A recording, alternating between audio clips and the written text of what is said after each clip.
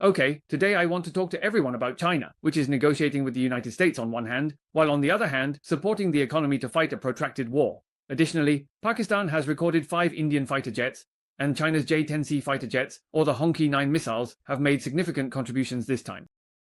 The China-US tariff war has finally reached its first turning point, with both sides about to hold talks. Meanwhile, both China and the US have announced a series of measures to support the economy. First, regarding the China-US trade negotiations. China has announced that Vice Premier He Lifeng will visit Switzerland from May 9th to 10th, during which he will hold talks with US Treasury Secretary Besant. The spokesperson for the Ministry of Commerce mentioned that recently, high-level US officials have been continuously hinting at adjusting tariff measures and have proactively conveyed information to the Chinese side through multiple channels, hoping to initiate talks with China on tariff issues. The Chinese side is seriously evaluating the information from the US and fully considering global expectations. Based on the interests of the Chinese side, the calls from the American industry and consumers, China has decided to agree to engage with the US. However, the spokesperson of the Ministry of Commerce emphasized that there is an old Chinese saying, "Listen to what they say, watch what they do." If the US says one thing and does another, or even attempts to use negotiations as a pretext to continue coercion and blackmail, China will never agree, nor can it sacrifice its principled stance or international fairness and justice to seek any agreement. Regarding the current situation between China and the US, there are a few basic analyses. First, talking is better than not talking. The engagement between China and the US is an important transition. Second, do not expect to reach an agreement quickly. Recently, countries like South Korea and Japan have successively held negotiations with the United States, but no agreements have been reached. Based on the experience from Trump's last administration, this negotiation is believed to be similar. It will be long and arduous and cannot be accomplished overnight. Third, the ability to endure is crucial. With both China and the US imposing tariffs on each other, each side is experiencing pain. If either side has a lower capacity to endure this pain, they may hope to reach an agreement quickly. They would have to make greater concessions. Therefore, China is prepared to engage in a prolonged battle, aiming to bleed the US and make them feel the pain in order to secure a favorable agreement. Unlike the US, which talks about reaching an agreement quickly every day, it's understandable why China would first engage in talks with the US, while simultaneously introducing a package of measures to support the economy. These measures were announced collectively by the People's Bank of China, the China Banking and Insurance Regulatory Commission, and the China Securities Regulatory Commission. Among the various measures, the most notable is the reduction of the bank reserve requirement ratio, providing banks with long-term liquidity of 1 trillion yuan. Currently, after receiving deposits, mainland banks are required to adhere to the reserve requirement ratio. They retain a portion of the funds and then lend out the rest. This time, the reserve requirement ratio has been lowered by 0.5 percentage points. In other words, after receiving a deposit of 100 yuan, banks can lend out an additional 50 cents. This is an important measure to increase the supply of funds. Additionally, will you reduce the reserve requirement ratio for auto finance companies and financial leasing companies from 5%? This approach will increase the supply of auto loans and equipment purchase loans. The People's Bank will also establish a series of new loans totaling 500 billion yuan for service consumption and pension refinancing, among others, to encourage consumption and investment, along with other measures to support the Chinese economy. We at Shiliu TV will continue with 10 minutes on China. For a detailed introduction, feel free to subscribe and watch. How can we interpret the government's perspective? Right, it is that, in the previous phase, despite the significant tariff programs, China's financial market remained stable, and the economy did not collapse. Now, we are entering the phase of China-US trade negotiations. A new package of economic and financial policies will be introduced to increase market liquidity and strongly support the economy, preparing for a prolonged tariff battle. After Trump took office, he actively initiated a tariff war against the entire world. Comparing the combat strategies of China and the United States, the US adopts a shock and awe approach, attempting to put all its chips on the table with overwhelming force, hoping to intimidate the opponent and quickly reach an agreement favorable to itself.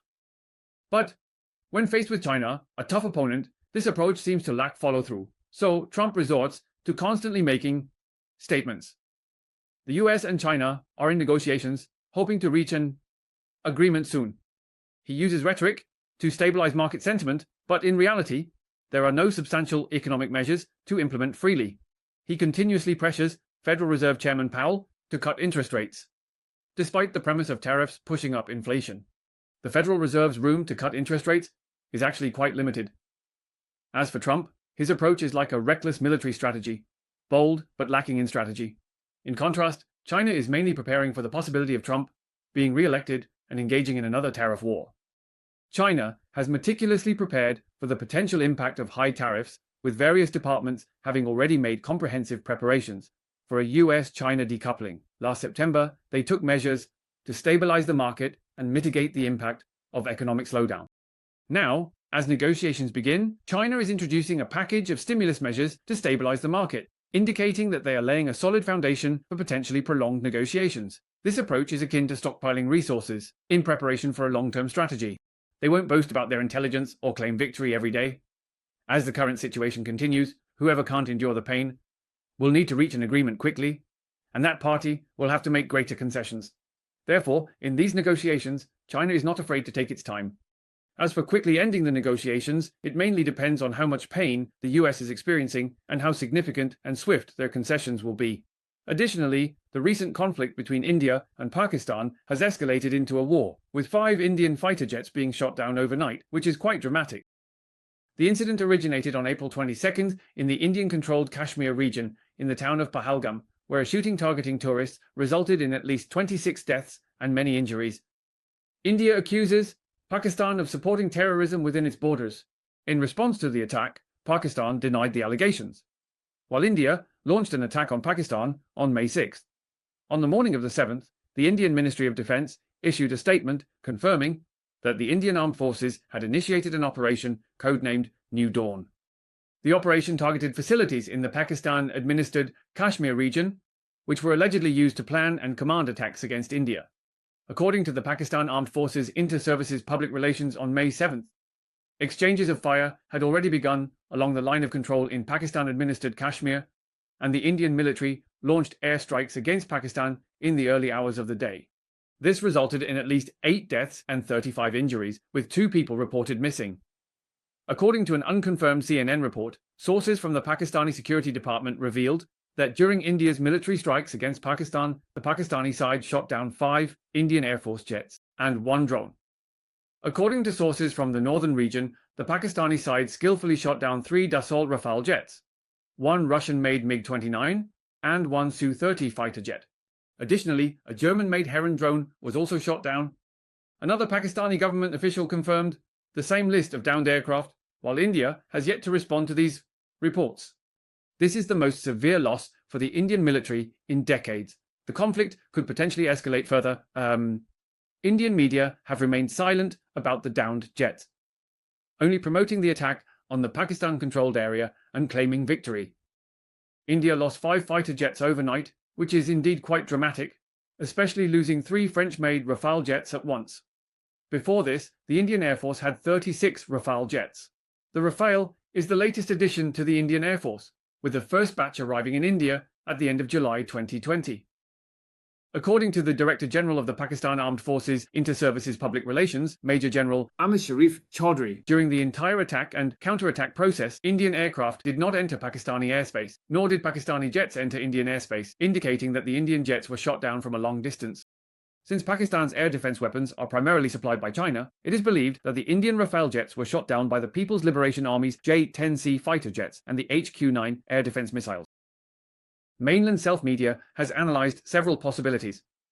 According to information from Pakistan's Security Department, the Pakistan Air Force jets took off immediately to counterattack the Indian Air Force jets conducting airstrikes, successfully shooting down multiple Indian aircraft. Further reports suggest that an Indian Air Force Rafale fighter jet and a Su-30 MKI fighter jet, which were on a bombing mission, were shot down in the eastern region. The Indian border saw a jet being shot down, and a second Rafale fighter jet was reportedly downed southwest of the Pulwama area in Kashmir. Additionally, several Indian soldiers were captured, while the Pakistan Air Force jets safely returned to base. There were no losses suffered in the air battle. An interesting narrative from the initial air battle, widely circulated on foreign internet platforms, suggests that 2 French-made Rafale fighter jets were allegedly shot down by Pakistan Air Force's most advanced Chinese-made J-10CE fighter jets, and the American F-16 fighter jets owned by Pakistan.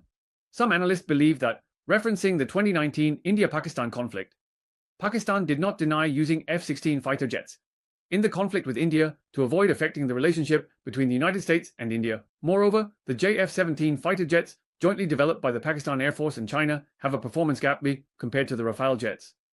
Previously, the Pakistani military had deployed the J-10CE to confront the Indian Air Force. So in this conflict, the most likely aircraft to engage with and potentially defeat the Indian Rafale jets is the Pakistani Air Force's J-10C fighter jet. The PL-15 long-range air-to-air missile is currently one of the most advanced long-range air-to-air missiles in the world, with a range of up to 150 kilometers and a maximum speed of Mach 5, which is 5 times the speed of sound, surpassing the Meteor air-to-air missile equipped on the Indian Rafale jets. Moreover, considering the friendly relations between China and Pakistan, this is even more significant. China is unlikely to restrict Pakistan's use of its advanced missiles in the same way the United States restricts Pakistan's use of American missiles. Therefore, the most threatening combination for the Pakistani Air Force against the Rafale jets is the J-10C fighter jet paired with the PL-15E missile. It is speculated that, at that time, the Indian Rafale jets might have been equipped with more ground attack weapons, and not the Meteor long-range air-to-air missiles.